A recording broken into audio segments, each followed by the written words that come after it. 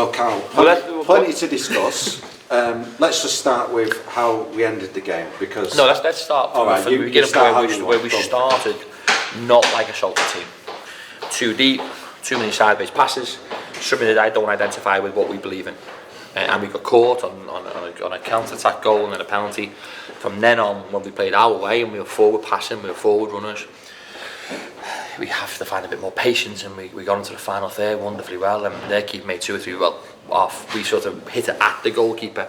When we were winning games, they were going in the bottom corner, and we were finding that little bit of luck was falling on our side. And the second half, it was one way. My neck was killing me because it was just like that. And then, first and foremost, I think the players are giving everything. They really are, and I can't ask any more. I was going to ask you, just the way I was pitching it was the ending, because you go down to 10 men. As a coach, you could either, consolidate there and hold on to the point that we've got, but the players, they literally went for it, and I'd argue maybe made your mind up for you how to play it, because it looked like we had the man advantage. I've never in any game of football feared numerical disadvantages or any quality of the opposition. Some will say that's stupid and naive at times, and maybe Man City can prove that there's certain things that maybe I need to think about, but my mentality is to win and to make sure that everything's going forward, and that's been the same for the last 16 years. I don't ever believe in settling for just a point. I think there's moments in games you've been really bad and you think, well, hang on, that will be a good result because we've been so bad, but 9 times out of 10 I think it's about how you end games and what your mentality is like. And I thought my players, to a man today, even Tyrese was one of his best games before he got sent off. Some of our play over recent weeks has been very, very good, and I can't ask any more from my players. But once again, we're going to have another player for the game at the weekend.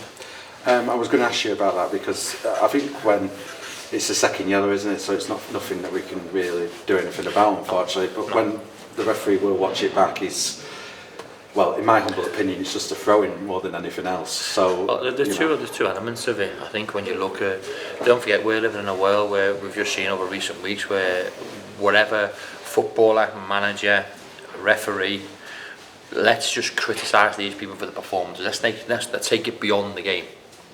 And over recent weeks there's a big drive for a lot more respect for referees and for the PGMOL, and then equally for players as well, because they get it, and managers. So I am going to judge him on his performance way below par. The first booking after about, I think it was 1.5 to 2 minutes, anyone knows why. There was no malice in there. He reached out for something that didn't get there, and then the booking happened. And the second booking for me was Tyrese is in, the lads come across to, you can't say hey, but to make sure that Tyrese knows he's in the game, and Tyrese just sort of stops and just goes and puts the brakes on and gets wiped out, and then the lad rolls around and listen, call it gamesmanship. Congratulations to them for it happened again the other week. He has 2 sendings off we've had now. But that wasn't the worst decision. The worst decision was on Ryan Watson when he was in on goal and got cleaned out in front of the goalkeeper. I don't know why that's not a penalty. So there's not just that arm of the game. I thought it was consistent up the course of it.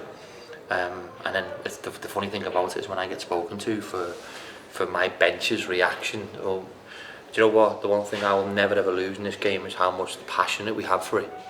So if my players and my staff behind me care that much that they're willing their own team on, that the referee doesn't like that, I'd much rather have a group full of players behind the players who are playing, really driving standards and asking them and driving our players even when we were down to 10 men. But there were some really, really unique things happen today that I will keep to myself. I think you'd imagine we'll have conversations with them afterwards. And once again, we now consistently can't carry on with this, but we can't. But like I said to you before, please, whatever criticism you've got of the referees, just keep it about his performance. That's all that ever matters, because I don't question him as a person in any way, shape or form. But I do question today his performance in a big, big way. Let's end on a positive, and we mentioned the way we ended the game. in particular, you know, Liam Shepherd got named as the man of the match. I think that's a worthy shout, but there were so many good performances. I don't know how you pick a man in the match today. I thought every one of them was excellent. So from my point of view, we'll carry on in that form, and we know we're going playing league leaders away from home on Saturday. People say, oh, they're going through a bad time. There's no, when you're top of the league, you find your way out of them bad times very, very quickly. But we've got not just an injury crisis, but a suspension problem. But it is what it is. We'll come into work on Thursday and we'll be better again. I keep saying, whatever it takes. It's a long season, and there's always going to be another little wobble along the way. We've got to find a way. If we come back into this and we start finding our form again, there's nothing this team can't do. And when them players get back fit, we'll be a much better team. But what I can't question is today, some of our play was very good, our attitude was excellent, our desire was impeccable. But things that were out of our control, unfortunately, didn't fall for us.